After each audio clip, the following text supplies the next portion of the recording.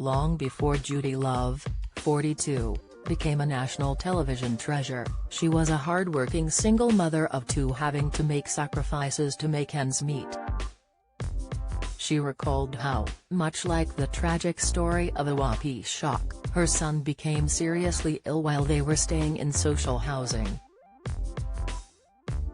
Reflecting on the death of the 2-year-old that has been covered across UK news over the last few weeks, Judi revealed her own close call in a similar situation. The comedian, who is also a qualified social worker, recalled how she too had to fight her housing company due to a growing damp problem in her home.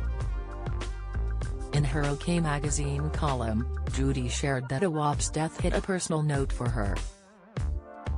She wrote, "Awap's death makes me so emotional because it takes me back to a time when I was living in social housing, fighting my housing company due to the damp that was taking over my home. My son ended up in intensive care because of similar breathing complications. No one should be forced to live in such conditions. I feel that both class and race are major factors in why Awap's family were not listened to when they asked for help.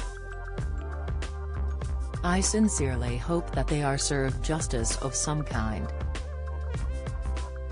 Not much is known about Judi's 13-year-old son and 17-year-old daughter, as she has diligently kept them out of the spotlight.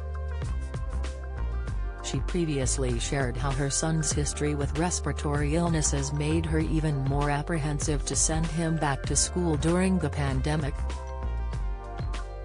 Speaking on Loose Women last year, she said, "As a mum, I'm a bit nervous.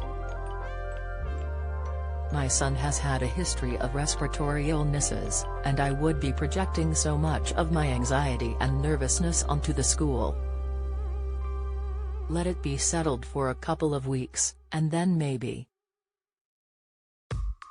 Don't miss, the star has also been open about the struggles of balancing work and parenting, saying the juggling is relentless.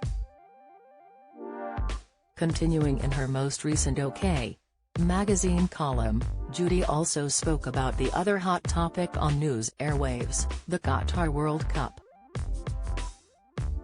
Speaking specifically about Joe Lycett's public ultimatum to David Beckham, she noted she didn't think it was the right approach. Joe challenged David over Twitter, saying that if the football star did not retract his position of ambassador for the World Cup, he would shred £10,000. The comedian shared a video of him appearing to shred the cash when he had not heard back from David on Twitter. Judi wrote, "I understand Joe's reasoning, as homosexuality is illegal in Qatar and the country has a poor human rights record. Millions of LGBTQ+ people's lives are at risk if they attend matches or are seen showing affection. It makes me uncomfortable that they can't celebrate the sport they love. It's 2022.